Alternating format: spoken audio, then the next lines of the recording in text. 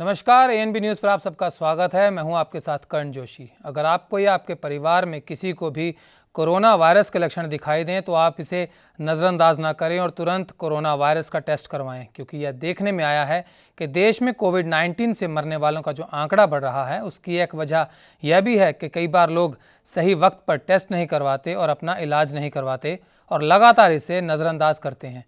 ANB news आपसे request करता है कि अगर आपको कोरोना वायरस के लक्षण दिखाई दें तो जल्द अपना टेस्ट करवाएं और इस वायरस को मिटाने में हमारा सहयोग करें।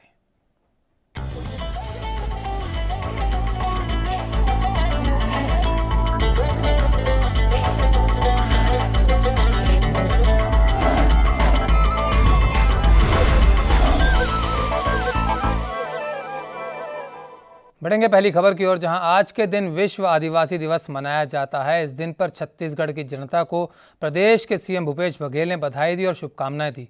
सीएम ने कहा कि हम छत्तीसगढ़ के लोग भाग्यशाली हैं जो हमारे प्रदेश में 32 आदिवासी समाज के रूप में एक गौरवशाली इतिहास, एक समृद्ध भाषा और एक अद्भुत संस्कृति हमारा गौरव बढ़ाती है। विश्व आदिवासी दिवस के आप सबको बहुत बहुत शुभकामनाएं। हम छत्तीसगढ़ के लोग इस मामले में भाग्यशाली हैं कि हमारे प्रदेश में रहने वाले आदिवासियों का गौरवशाली इतिहास है, समृद्ध भाषा और संस्कृति है तथा विश्व भर में एक विशिष्ट पहचान भी है। हमें हमेशा इस बात का गर्व होता है कि हमारी सरकार की प्राथमिकता में सबसे शीर्ष पर है राज्य के दूर दराज इलाके में रह रहे आदिवासियों का विकास। राज्य के आदिवासियों को विकास के सारे अवसर प्राथमिकता के साथ उपलब्ध कराए जा रहे हैं। आज राज्य के आदिवासी हर क्षेत्र में आगे बढ़ रहे हैं, हर निर्णय में उनकी भागीदारी है। आदिवासियों को अधिकार देने में हम देश में सबसे आगे हैं। आज विश्व आदिवासी दिवस का अवसर हमें हमारे आदिवासी पहचान और संस्कृति पर गर्व करने का अवसर है।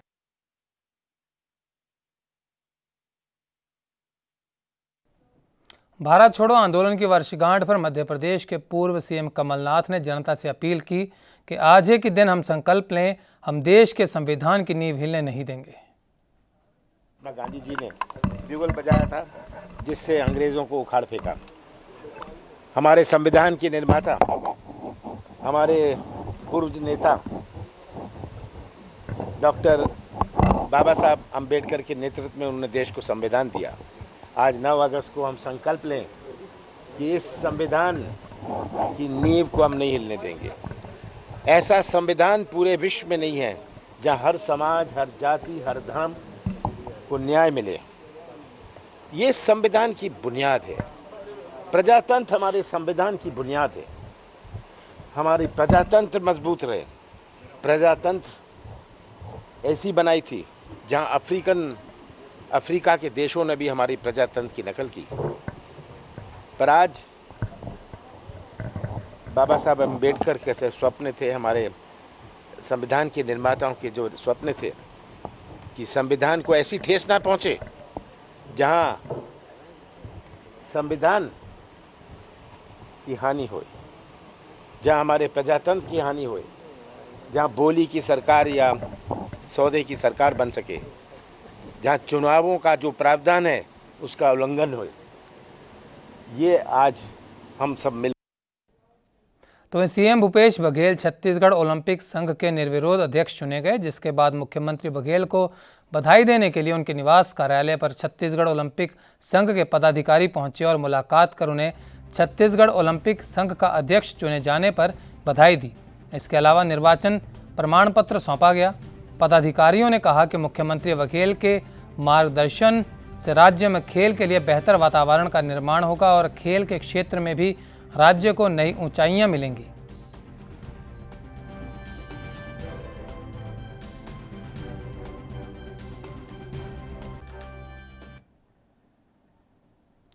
तो मध्य प्रदेश के पूर्व सीएम दिग्विजय सिंह ने युवा कांग्रेस के रोजगार 2 अभियान का समर्थन किया और बीजेपी सरकार पर निशाना साधा।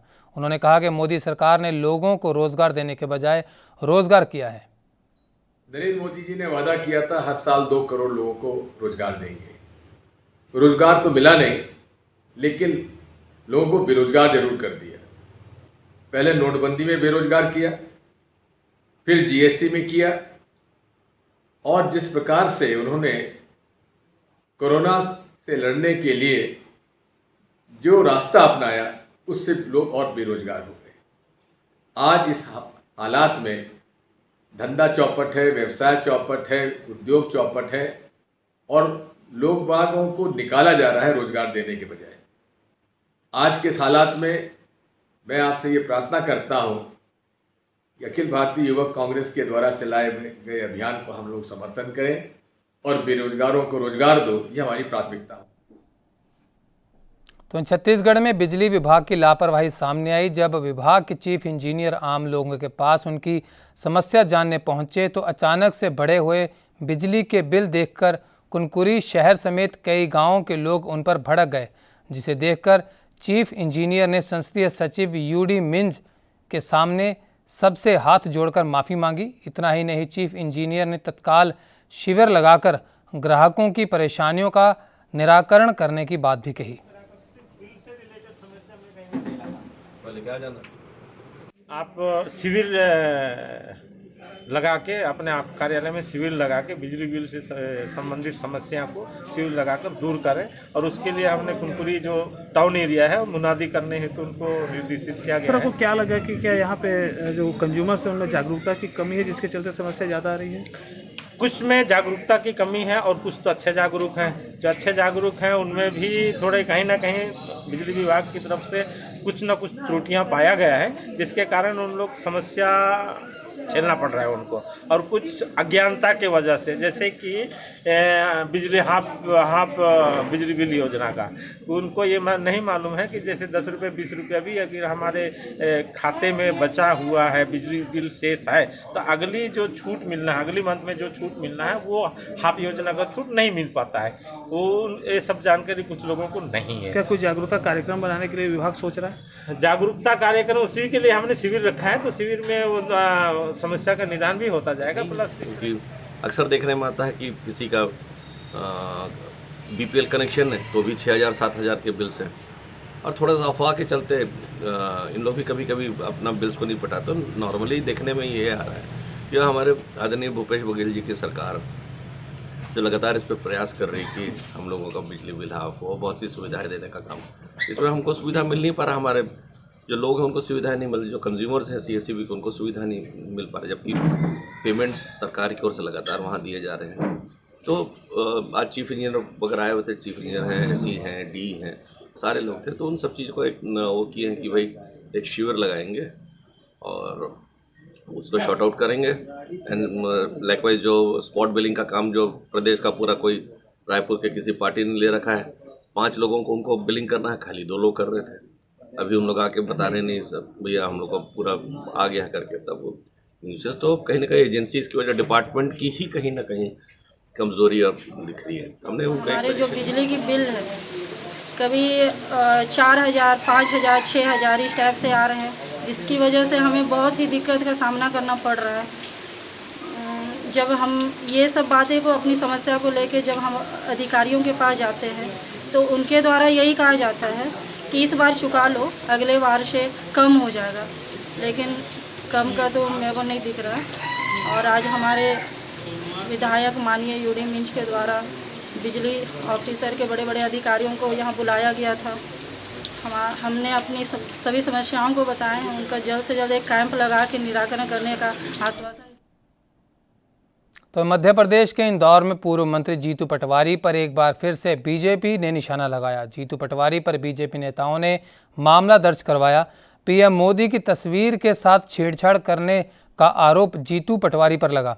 जीतू पटवारी ने पीएम मोदी की एक तस्वीर वायरल की जिसमें उनके हाथ में कटोरा है। इसको लेकर बीजेपी नेताओं ने कहा कि कांग्रेस नेता जीतू पटवारी का मानसिक संतुलन खराब हो गया है। इसके अलावा छतरीपुरा पुलिस ने बीजेपी नेताओं की शिकायत पर यह कार्रवाई की।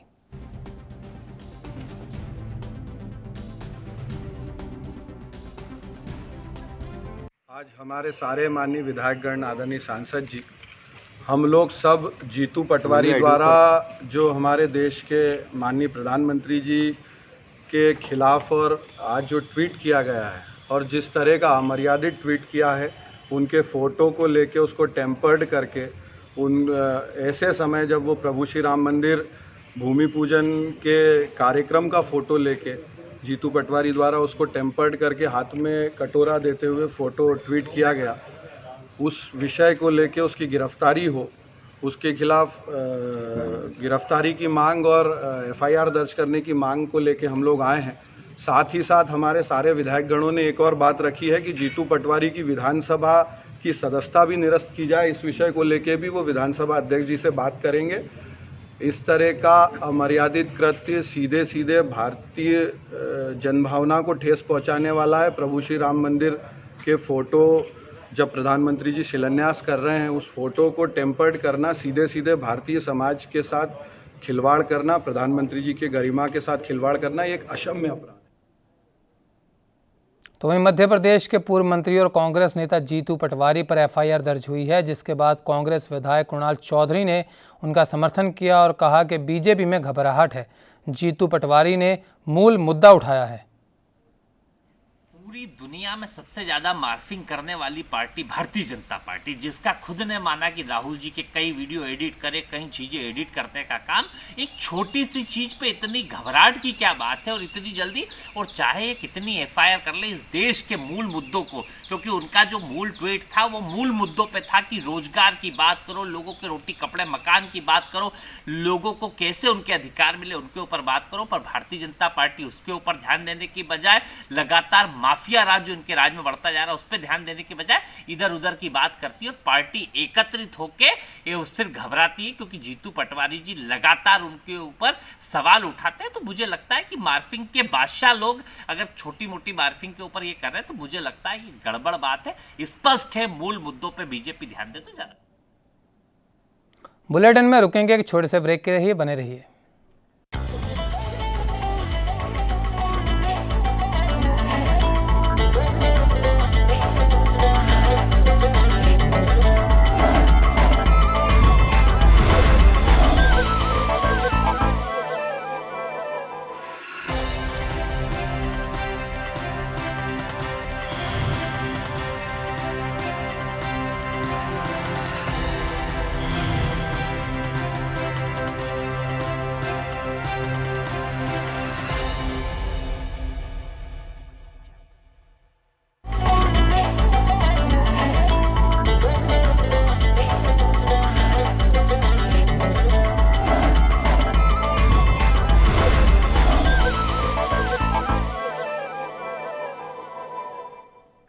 ब्रेक के बाद बढ़ेंगे अगली खबर की तरफ, जहां छत्तीसगढ़ के जांजगीर चांपा में शिविर नारायण और खरौद के बीच बाईपास सड़क का निर्माण किया जाना है, जिसमें ग्रामीणों का मुआवजा अभी तक नहीं मिला है।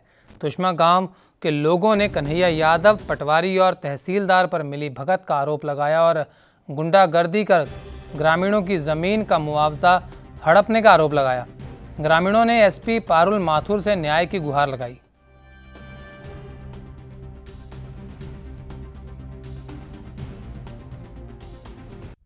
जगह के लड़का हम उनके खेत है वहाँ, और जो कन्हैया है मतलब वो कब्जा करे है वह कांटा का तार घेर दिस है 869 बटेना का टुकड़ा।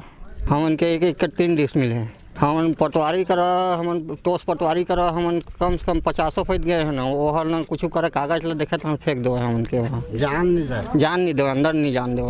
हाँ सब कर गए हैं। हम न्यायालय में कर रहे हैं, जांजगीर के न्यायालय में जीते हैं हम वहाँ से। हम लोग को खेत का जो मुआवजा है वो मिलना चाहिए और हम लोग को खेत भी मिलना चाहिए। मिले नहीं मुआवजा रसी है, मुआवजा राशि अगर मिल जाती तो हम लॉकडाउन चलते है, हम उनके लोग लेकर मन खाती सोतीस और थोड़ा अच्छा से रहते हैं, मतलब अब मिल नहीं पाई हमारा मुआवजा राशि। उसको कन्हैया यादव ने ले लिया, हड़प लिया उसको। नहीं, जमीन में कब्जा तो हम ही लोग हैं और उसको बाद में कब्जा किया, तार को भी घेर दिया है वो जबरदस्ती। और वो लोग 20-25 दिन लगभग गुंडे लेकर आए थे जबरदस्ती, और कोई भी बीच में आ गया तो उसको हम लोग मारपीट कर देंगे क्या ना किए थे, और जबरदस्ती के तार को घेर दिए हैं। अभी फसल भी नहीं लगाए हम लोग, फसल भी लगाने नहीं मिला है। हैं और हम लोग लगभग 40 साल से कब्जा में हैं, अभी भी कब्जा में हैं। और व्यवहार न्यायालय नवागढ़ में केस किया था वो मेरा ज़मीन है कहकर, तो उसको भी हम लोग जीत गए थे, स्टे भी लगाया था वो, तो उसके खिलाफ हम लोग जिला न्यायालय में केस किए थे, तो उसको हम लोग भी जीत गए हैं। और SDM के पास भी किए थे वो कि कब्जा मेरा है कहकर, तो उसको भी हम लोग जीत गए हैं। मतलब वो भी हमारे पक्ष में ही फैसला सुनाया है। और अभी फिलहाल हम लोग SP ऑफिस में शिकायत किए हैं, जिसकी जांच चल। तो छत्तीसगढ़ के भिलाईगढ़ में दिल दहला देने वाला मामला सामने आया, जहां कलयुगी बेटे ने जन्म देने वाले पिता को जान से मार दिया। आरोपी मनोज बंजारे ने अपने पिता खीकाराम की सोते समय धारदार हथियार से हत्या कर दी। घटना का पता परिवार वालों को सुबह होने पर चला। परिजनों ने सूचना गांव के सरपंच और पुलिस को दी। हालांकि मनोज ने पिता को मारने के बाद थाने में जाकर आत्मसमर्पण कर दिया। परिजनों की माने तो पूरे विवाद का कारण जमीन था। पुलिस ने मामला दर्ज कर हत्या में इस्तेमाल किए हथियार की तलाश शुरू कर दी।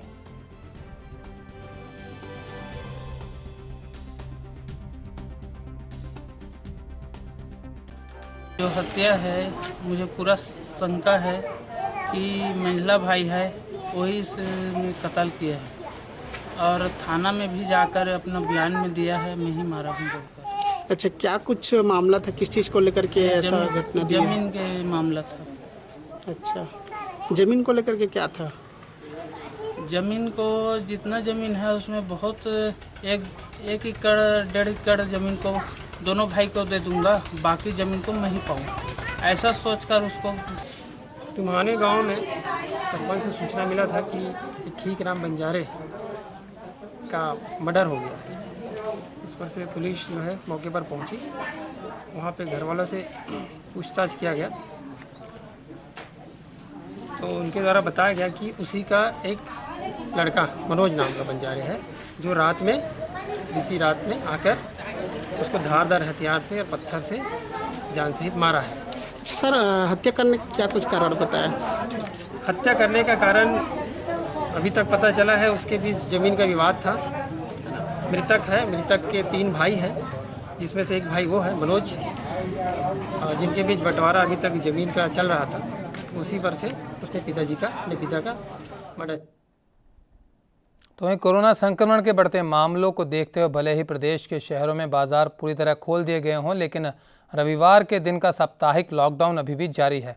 आज इंदौर, भोपाल, ग्वालियर, जबलपुर सहित सभी शहरों में टोटल लॉकडाउन रखा गया और यह लॉकडाउन सोमवार सुबह तक जारी रहेगा। इस दौरान केवल मेडिकल स्टोर, अस्पताल जैसी इमरजेंसी सेवाओं को छूट दी गई। इस दौरान सभी बाजार और दुकानें बंद रहीं। इसके अलावा उन लोगों पर भी कार्रवाई की जा रही है जो नियमों का उल्लंघन करते पाए गए। लगातार भोपाल शहर में कोरोना वायरस के आंकड़े लगातार बढ़ते रहे, इसी को लेकर जिला प्रशासन ने यहाँ पर संपूर्ण संडे के दिन लॉकडाउन लगाया गया है। हमारे साथ मौजूद है पुलिस अधिकारी छत्रपाल जी। छत्रपाल जी, क्या कुछ लगता है अभी भी कोरोना वायरस जैसे लोगों को लॉकडाउन के बारे में समझाना पड़ रहा है? बिल्कुल आवश्यकता है समझाने की। अभी भी कुछ जो नागरिक जागरूक नहीं हैं वो अति आवश्यक भ्रमण के लिए निकल रहे हैं, जिनके लिए कोई काम नहीं है। अति आवश्यक वाहन सिर्फ छोड़े जा रहे हैं। नगर निगम है, स्वास्थ्य विभाग है, नगर पालिका है, ऐसे लोगों के वाहन जाने दे रहे हैं। और जो अति आवश्यक सामान लेके जा रहे हैं उनको जाने दे रहे हैं। बाकी जो अनाधिकृत रूप से निकल रहे हैं उनके खिलाफ कानूनी कार्रवाई की जा रही है, रोक टोक की कार्रवाई की जा रही है। अभी तक कितने वाहन की कार्रवाई करी है आपने, चालानी कार्रवाई? जो लोग लॉकडाउन का पालन नहीं कर रहे हैं उनको किस प्रकार आप समझा रहे हैं? अभी तक 10 वाहनों के खिलाफ कार्रवाई हो गई है और लगातार लॉकडाउन का पालन कराने के लिए हमारा बल और मैं यहाँ उपस्थित हैं। हमारे साथ मौजूद थे छत्रपाल जी। इनका निश्चित तौर पर कहना है कि लगातार भोपाल शहर में कोरोना वायरस के जो मामले बढ़ रहे हैं उसको लेकर लॉकडाउन लगाया गया और पुलिस मुस्तैदी से खड़ी हुई है। जो बेवजह पब्लिक जो घूम रही है रोड पर उनके खिलाफ कानूनी कार्रवाई की जा रही है और चालानी कार्रवाई की जा रही है। कैमरामैन बंटी शर्मा के साथ एनबी न्यूज़ भोपाल से सुनील मालवी। तो राज्य में सरकार ने कोरोना महामारी के बीच शिक्षा के स्तर को बढ़ावा देने के लिए अनोखी पहल आरंभ की। इस पहल के तहत बच्चे ऑफलाइन और ऑनलाइन दोनों माध्यम से पढ़ाई कर सकते हैं। छत्तीसगढ़ सरकार की इस महत्वाकांक्षी योजना का नाम है पढ़ाई तुहर द्वार। इस पहल में बच्चे खेल खेल के माध्यम से शिक्षा ग्रहण कर रहे हैं। वहीं इस योजना के तहत बच्चे सुबह 7 से 10 बजे तक अपनी पढ़ाई करते हैं। प्राचार्य कार्तिकेश्वर सिंह ने इस योजना के बारे में जानकारी दी।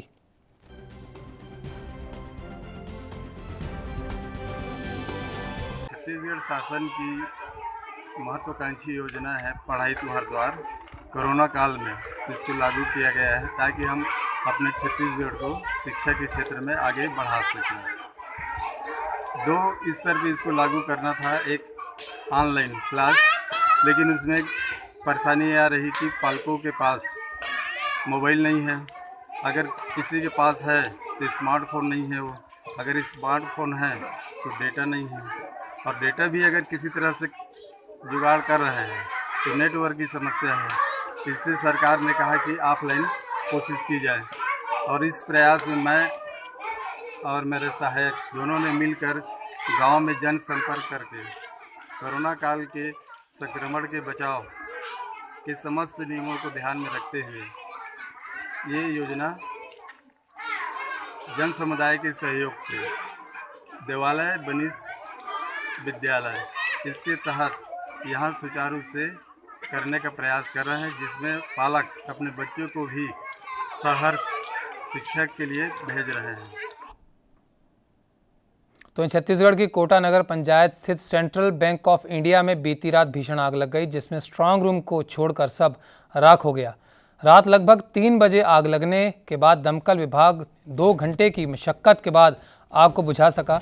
घटना का पता लोगों को उस समय चला जब ब्रांच के सामने से गुजर रहे लोगों ने धुआं निकलते देखा। लोगों की माने तो आग तारों का सही कनेक्शन ना होने से लगी।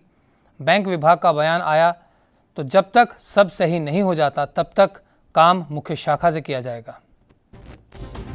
पे लोग आएंगे तो बता पाएंगे, मैं तो नहीं बता पाऊँ क्योंकि मुझे खुद ही जानकारी इसकी नहीं है ना।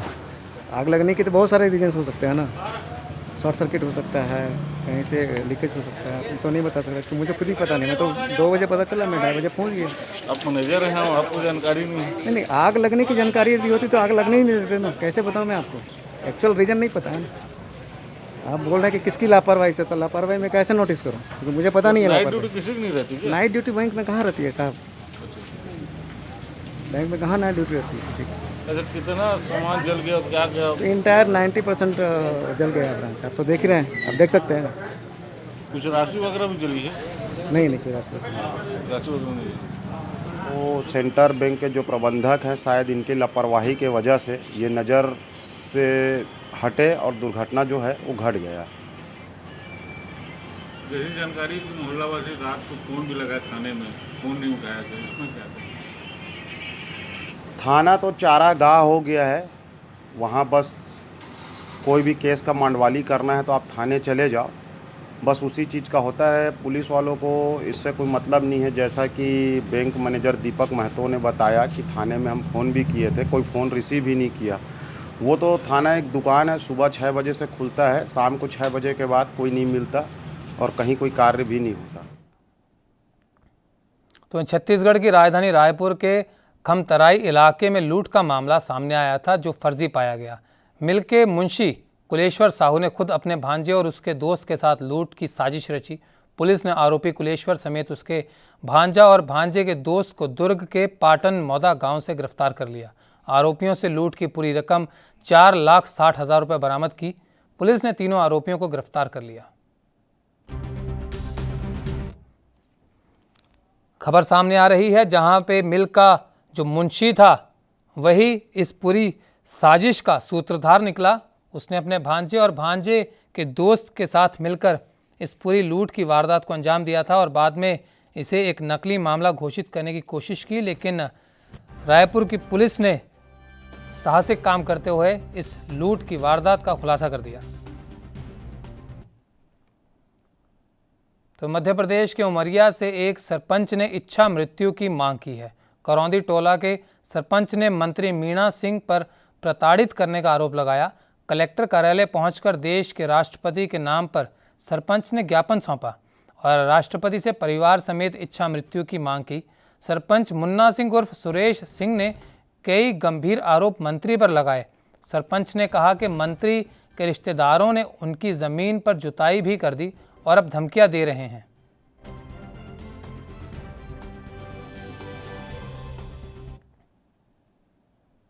तो वहीं छत्तीसगढ़ के बलौदा बाजार जिला के सिमगा नगर पंचायत में सड़क हादसे बदस्तूर जारी हैं, मगर प्रशासन अपनी ही मस्ती में मस्त है। ताज़ा घटना में एक मवेशी की हादसे में मौत हो गई, लेकिन बीते दिनों जिस तरीके से मुख्य मार्ग पर दुर्घटनाएं हो रही हैं, उससे विभाग की लापरवाही का अंदाज़ा लगाया जा सकता है। मुख्य मार्ग पर रात के समय में बड़ी संख्या में गाय बैठी रहती हैं, जो बड़े हादसे को सीधा न्योता है। सरकार के गोठान समिति की माने तो वह दिन में गाय को संभालते हैं और रात में छोड़ देते हैं, मगर रात के समय में हो रहे हादसों का आखिरकार जिम्मेदार कौन है? क्योंकि रात के समय में ही सिर छुपाने की जगह ना मिलने पर बेजुबान जानवर सड़क पर डेरा डालने को मजबूर हो जाते हैं। शासन के दिशा निर्देशों के अनुसार गौठान में हम लोगों ने मवेशियों के रहने की व्यवस्था की है। जैसा आप भी जानते हैं कि गौठान अपना डे केयर शेल्टर है, तो दिन में मवेशियों को हम रखते हैं वहाँ पे और उनके चारे की व्यवस्था, पानी की व्यवस्था, सारी व्यवस्था उनके लिए की गई है नगर पंचायत के द्वारा, और रात में शासन के निर्देशानुसार उन्हें छोड़ दिया जाता है। अभी लगभग हमारे गौठान में 150 मवेशी होंगे। नहीं, छत्तीसगढ़ सरकार गौ माता के लिए और गौ वंश के संवर्धन के लिए कृत संकल्पित है और छत्तीसगढ़ सरकार उस काम को आगे बढ़ा रही है। छत्तीसगढ़ के मुख्यमंत्री माननीय भूपेश बघेल जी ने नारा दिया था कि नरवा गरुआ घुरुआ बारी। ये नारा उस समय का था जिस समय माननीय भूपेश बघेल जी मुख्यमंत्री नहीं बने थे। छत्तीसगढ़ में कांग्रेस की सरकार थी नहीं, उस समय की इनका नारा है। और आदरणीय मुख्यमंत्री जी जैसे ही जनता का आशीर्वाद मिला, मुख्यमंत्री बने, प्रचंड मतों से कांग्रेस को लोगों ने वोट दिया, जैसे ही मुख्यमंत्री बने वैसे ही सबसे पहले यदि उन्होंने कोई काम किया तो गौ माता के संवर्धन के लिए उन्होंने गोठान योजना चालू किया। रोज गाड़ी आवाज आई हो थे तब बोले कोई प्रकार को में ध्यान नहीं। कुछ दिन पहले एक जन आदमियों मरे रही से 15 ठा गाय वहाँ के है, लेकिन प्रशासन तो सुन रही। नरवा गरवा घुरवा बारी तो पूरा छेकाए की योजना है, लेकिन यहाँ सब जनता ला जागरूक करे के जगह सबके सब सुते हुए है। आज 15 ठा गाय वहाँ है, कल बर्दी वहाँ है, वही रास्ता ले बर्दी के आना जाना है। स्वर्णिम मध्य प्रदेश छत्तीसगढ़ में अभी के लिए इतना ही। करण जोशी को दीजिए इजाज़त। देश और दुनिया की तमाम अहम खबरों के लिए बने रहिए ANB न्यूज़ के साथ। नमस्कार।